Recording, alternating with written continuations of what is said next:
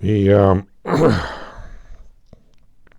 during World War II, when the World War II broke out, my father was standing in line to join the Navy as a mechanic, and somebody in a uniform came in and picked. Somebody said, "Hey, who can cook?" My father raised it. I worked in a restaurant. I said, "I want you. I want 10 guys on either side of you. Follow me." So he followed him. Yes, sir. My father worked in a restaurant before World War II, and he found himself peeling potatoes for the U.S. Coast Guard. Yes, sir. Looks like we're in the restaurant trade again. And he spent the time from right after after December 7th, 8th, 9th, something like that. And he spent the rest of the war in the Coast Guard, but as a cook. And while he was in that, they were multi-trained, so he learned to be able to work on the engines when he's not cooking, things like that. He was assigned to the Great Lakes because the Japanese may send a submarine to Lake Michigan, or the Germans.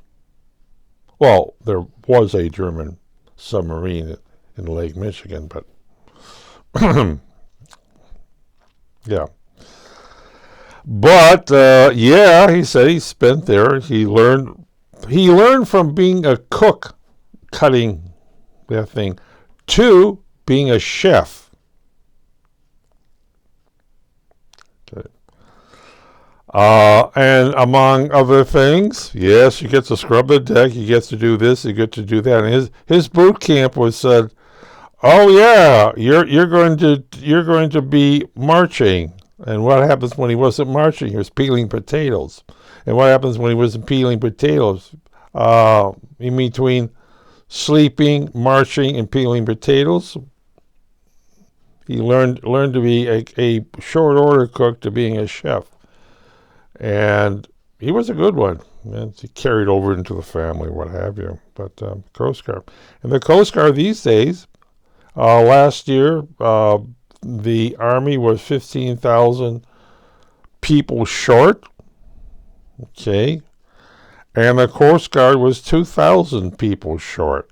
And what does that mean? It means boats don't go on the water if they don't have crews.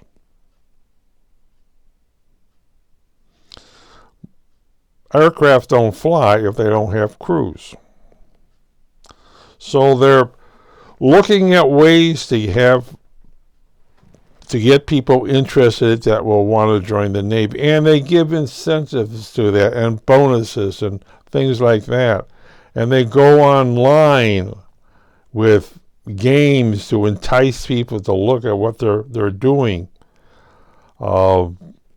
Yes, it's recruitment at a different level. They're no longer just waiting for somebody to walk into a recruitment office and that thing. They're going that thing. They're basically setting up at like Consumers Electronics Show. They had a booth there with the latest gadgets they have. And see, if you sign up for the Coast Guard, you get to use one of these things. And they had the latest electronics, which is pretty good. And drones. You can operate a drone in the Coast Guard. You can you can be on a thing, and you can handle electronics. You can do this, you can do that. And all you do is sign up for 2 years and get a bonus, or 3 years, or 4 years. And they're looking for educated people, too. Oh, well. But that's U.S. Coast Guard. And they're right. There used to be a lot more people, a lot more boats on the Great Lakes. They don't have the people. A lot of them, when they are assigned, they're assigned to the Caribbean. Of course, down there, they have a different thing because they usually have a high caliber. They carry rifles, pistols, and Yeah, because most of them they're going after not just illegals coming in, but drug trafficking coming in,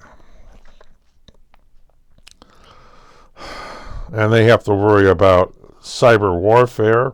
They have to worry about submarines, submarines that are drones, and what they are basically drones run by the GPS overhead, that thing.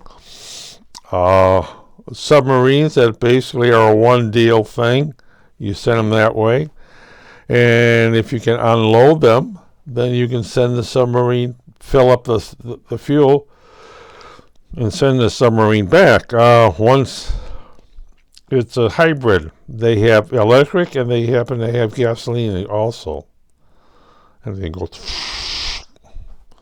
and yeah, well, hey. And the Coast Guard's looking for that. They're looking for signatures. And many times, if they see a sub coming into that thing, they will sink it. If they can't capture it, they will sink it. Depth charge. Boom. Of course, that kind of pollutes the atmosphere, the waters, but hey.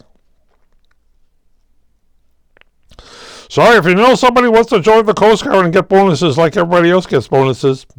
And I tell you one thing, I would rather join the Coast Guard than any other branch, because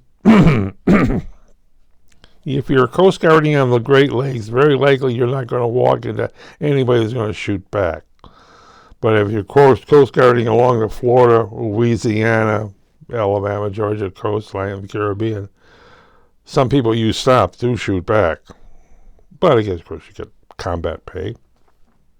Or you're in aircraft, and you're in helicopters. Or one of the future things they want to do is get boats, flying boats. So that's the thing. But again,